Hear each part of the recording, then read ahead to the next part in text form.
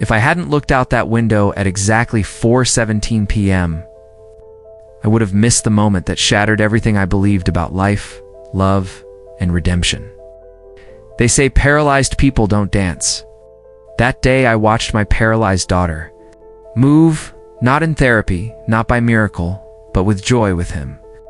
I'm Michael Brandt, CEO of Brandt Systems, a Fortune 500 tech firm. I live in a world of glass walls, titanium watches, and NDAs. But behind those pristine marble floors and polished oak staircases, there was a silence I could never escape. The kind of silence that only comes after you hear a doctor say, "Your daughter will never walk again." My daughter, 11 years old, blonde curls. Her laughter used to echo through this house like music. But for the last 19 months, since the accident, not one dance, not one spin, just a chair in silence. I hired Jamal 2 weeks before the incident. A quiet, soft-spoken African-American man in his late 30s. Clean-shaven, sharp dresser, always early, never intrusive. He wasn't supposed to be part of our lives. He was just the new driver. "Sir, I'll get her to her appointment by 10. He said the first day, his voice calm, steady. I barely looked at him. "Just be discreet, no small talk." "Of course, sir." And for a week, it was invisible. Until that day, it was a Thursday. Cloudy, quiet. I had just stepped into my office top floor, West Wing, when I heard music, not the playlist from my smart speakers, not the news, not even Alara's favorite. Lullabies. It was old soul, Otis Redding maybe, or Sam Cooke. Something that didn't belong in my sterile, lifeless world. Curious.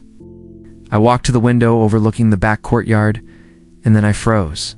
There she was, Lara, in her wheelchair arms, stretched up laughing, and in front of her spinning, smiling, dancing. Was Jamal not just performing, inviting her, lifting her hands, letting her lead? 1, 2? 1, 2, he said, not knowing I could hear him. "You got this, superstar?" You fly just fine without feet.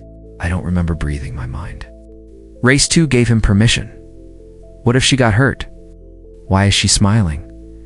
I hadn't seen her smile in months, and yet, she wasn't just smiling. She was alive, moving her arms in rhythm, laughing when he twirled, bumping her wheels side to side. For 5 full minutes, I saw a part of my daughter I thought was gone forever. But then something inside me snapped. How dare he? He's just a driver, this isn't part of the job? I rushed downstairs. They didn't see me walk into the courtyard. Jamal had just gently spun her, wheelchair in a slow circle as if they were ballroom dancing. Then Alara pointed up. "Look, Daddy's here." Her voice, it rang clear, joyful. Like bells I thought had rusted shut. Jamal turned. His smile faded. He stepped back, suddenly formal. "Sir, I'm sorry if this was inappropriate." She asked for music. I didn't mean I didn't say a word, just looked at my daughter. Her eyes were glowing. "Daddy," I danced. "Did you see me?" Something broke in me. She handed me something small. A folded paper. Crayoned edges. I opened it. A hand-drawn picture of her and Jamal dancing. She had drawn her wheelchair as a flying machine. Underneath it, she had written, "With Jamal, I forget I'm broken." I staggered back a step. Was she really broken? Or had I been too blind to see the pieces still shining? Why do we build walls around those we love the most? Why do we silence joy because it doesn't fit in a schedule or social expectation? And what does it mean when a stranger sees your child more clearly than you do? That night, I checked the security. Camera footage. I wanted to know when it started. Had he been doing this every time I wasn't watching? What I found instead, was something far more shocking. At first I thought it was a glitch. I paused, rewound, zoomed in. My eyes refused to believe. What the pixels showed? There she was, in the garden. Late afternoon sunlight casting golden shadows across the stone path, Jamal beside her, crouched low. His hand outstretched. Elara pushed on the arms of her wheelchair, trembling. Then, with immense effort, she stood. Just for a few seconds, but she stood. I pressed pause. My breath caught. I replayed it 14 times, every angle, every frame. Was it a trick, a balance shift? Why hadn't she told me? Why hadn't he? For days, I had walked past her room, seen her watching cartoons, coloring, never once suspecting she was fighting this silent war with her own body. Asterisk, asterisk, asterisk, but Jamal knew. He wasn't just a driver. He was part of something I had missed completely. The next morning, I waited for him by the car. She stood up, I said, handing him the tablet with the paused footage. Jamal didn't flinch. He glanced at the screen, then at me. She asked me not to tell you why. Asterisk, asterisk, because she didn't want to disappoint. You, if she failed? She said she wanted to surprise you. That one day you'd look out the window and see her fly again? I couldn't speak, he continued. She works harder than anyone I've ever met. I only helped where I could. Most of it she did alone. But that sentence hit harder than I expected. Alone. Had I really left my daughter to heal on her own? I thought. Back to the hospital. To the moment they told us her spine had been crushed. To the nights I stayed up calculating therapy options, calling specialists across continents. Asterisk, asterisk. But therapy became routine. A process. Scheduled. Clinical never once had. I danced with her. Never once had I believed she might still move like before, had Jamal believed more than I did. What makes someone a father? Biology, money, or presence? What do we miss when we only provide but never participate? That evening I entered her room. She was coloring again, a little drawing of herself on a stage. Asterisk, asterisk, Alara, I said gently, sitting beside her. Can I ask you something? She looked up, those same wide, bright eyes staring into mine. Were you trying to walk? She froze. Did Jamal help you? A long pause, then she nodded. Asterisk, asterisk, asterisk, asterisk. I wanted you to see me dance, Daddy, not just sit. No, I'm not fixed, but I wanted to try.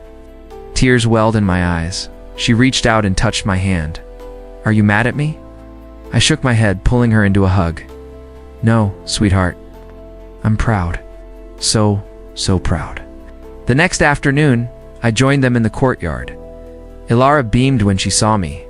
Daddy, want to dance with us? I looked at Jamal. He smiled, stepped back. Your turn, sir.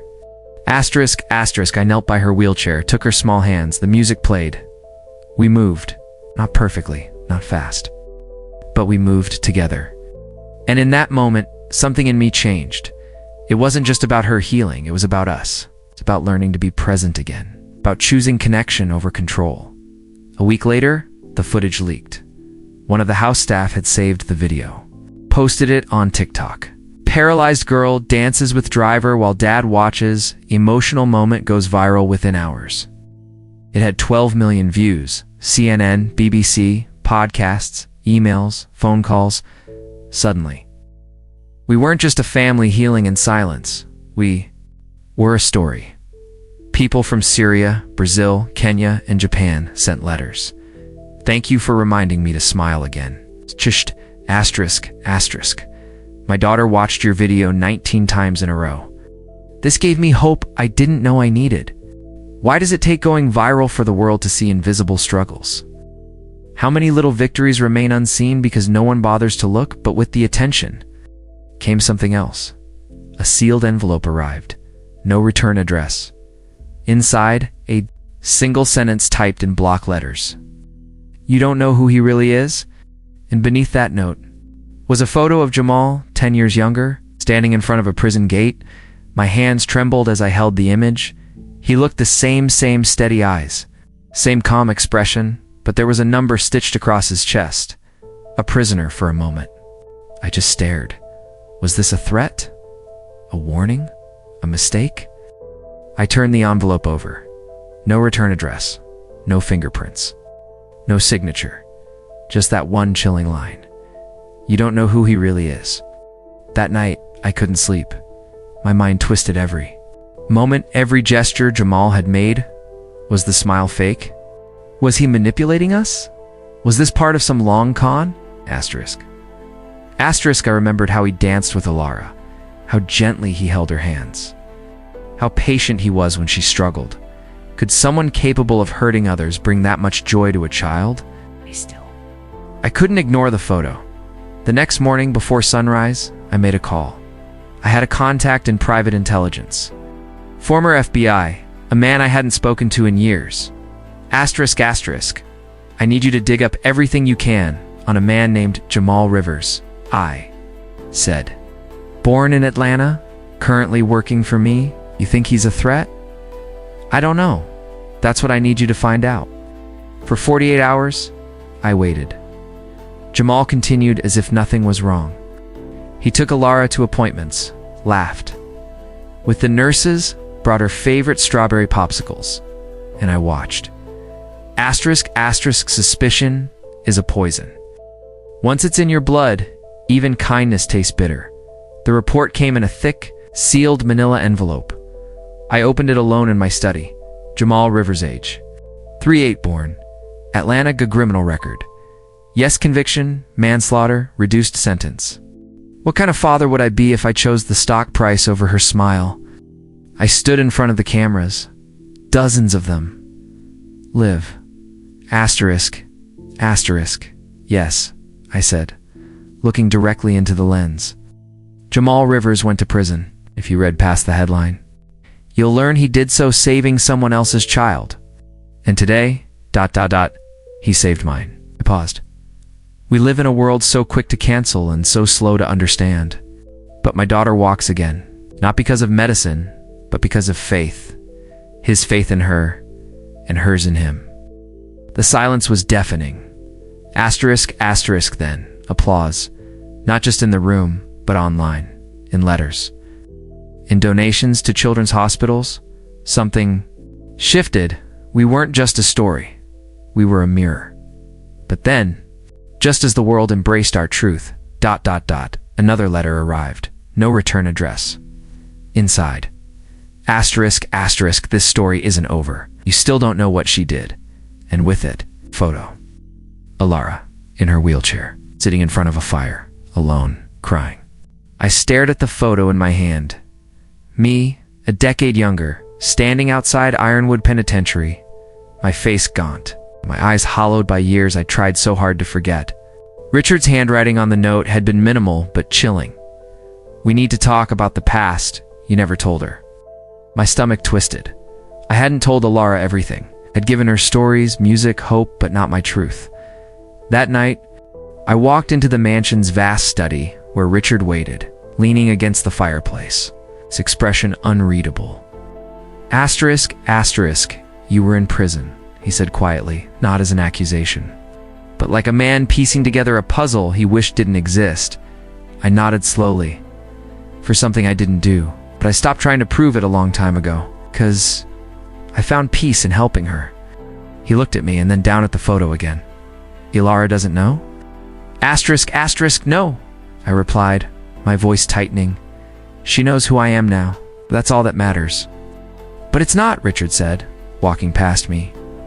The world saw a joyful dance, but they didn't see the pain underneath. Not yours. Not mine. Silence fell like a curtain, and then he added, come with me. Asterisk, asterisk, he led me through a corridor I hadn't noticed before, cold, sterile, lined with portraits of powerful men. At the end, he opened a biometric door. I tie-dye.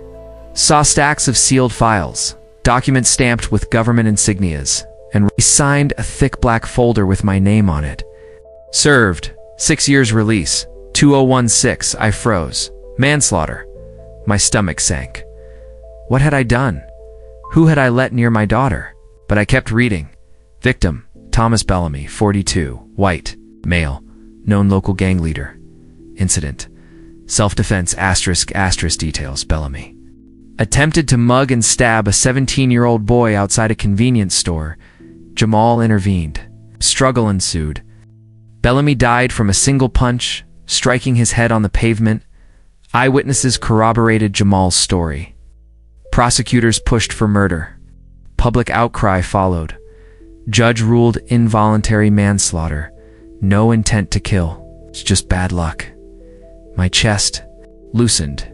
He went to prison. For saving a kid. What kind of justice punishes a protector? Do we ever really see the full story behind a man's face?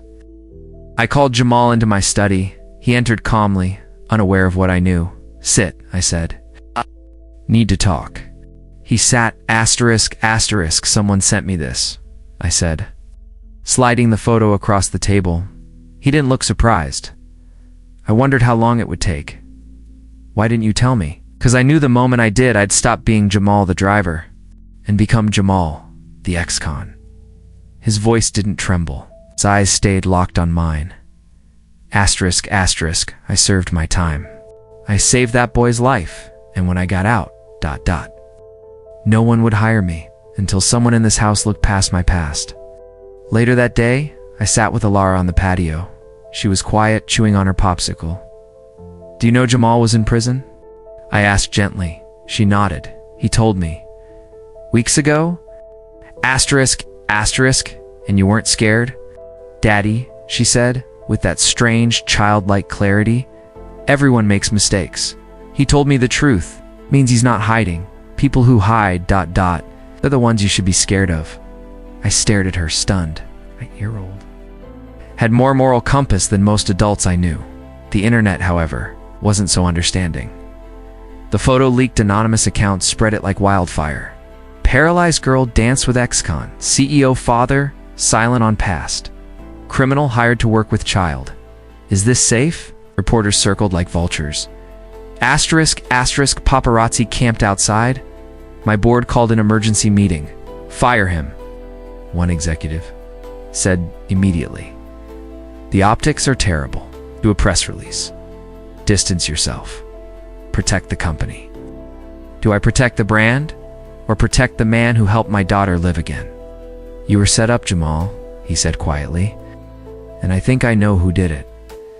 I opened the folder slowly, afraid of what I'd find.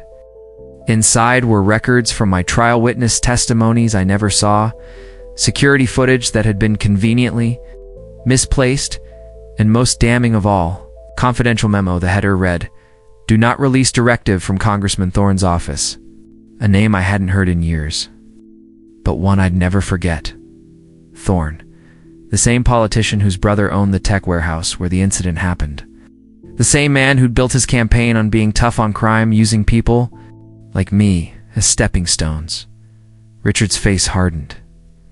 I knew Thorne was dirty, but I didn't know he buried your life to save his own reputation. He turned to me. You were a security guard that night, weren't you? I nodded slowly. I stopped a robbery, but one of the thieves was his nephew. Suddenly I became the criminal. My voice broke. They said I fit the profile. They planted the evidence. My public defender never fought for me. Richard closed the file. I can get this reopened. I have friends in the Justice Department, but he hesitated. If this goes public, Alara will know everything. Would she look at me the same way? Would the joy in her eyes during our dance disappear forever? The next morning, sunlight crept through the window, brushing Alara's golden hair. She was in the music room, tapping keys with soft fingers. Playing a song I had taught her. Jamal, she called. Can you dance again today? I stood frozen. That question shattered me, because I knew if we danced today, it would be the last time before the world changed. I would love to, I whispered. We danced. And this time, Richard watched from the hallway, tears in his eyes. Not from sadness, but from knowing he had seen something truly pure. He called a press conference that evening, not to promote business, not to protect image, but to tell the truth. The broadcast that shook the nation, millions watched as Richard stood behind the podium, Alara at his side holding my hand. My daughter is alive today because of this man, began. But what you don't know is that the man who saved her was once silenced by the very system that claimed to protect us. He revealed the documents, the truth. Names were named. And for the first time in my life, I wasn't afraid of people seeing me. They saw the real me. Backlash and bravery there, or threats, headlines, protests. But there was also something else, hope. People stood outside our mansion gates holding signs. Justice for Jamal. Thank you for dancing. Paralyzed girl. Powerful heart. The story wasn't just about me anymore. It became a movement. And the one night, Ilara asked a question I wasn't ready for. Why did you never tell me you were in prison? I looked down. Because I didn't want you to see the chains that once held me. She reached for my hand, but you're the only one who ever made me feel free. 1 year later, a documentary was released. The Driver Who Danced. It won awards. It reached schools, courts, even Congress. Laws were revisited. ACEs reopened, and at the heart of it all, a little girl in a wheelchair, and the man she called her hero. But not all stories end in PCA. Year after the press conference, Richard's company was targeted. A silent cyber attack wiped billions from their assets overnight. Hackers left one message. Some truths are too expensive. Thorne's allies still had power, and I began to wonder, what did we really awaken that day? Was this the beginning of justice, or just the first crack in a fragile mask? One evening, Ilara danced again, not with me, but by herself. It's not standing, not walking, but moving her arms, her fingers, her heart. I don't need legs to dance, she said. I just need the music. And as I watched her, tears blurring, my vision, I whispered to myself, maybe this world can change, one dance at a time.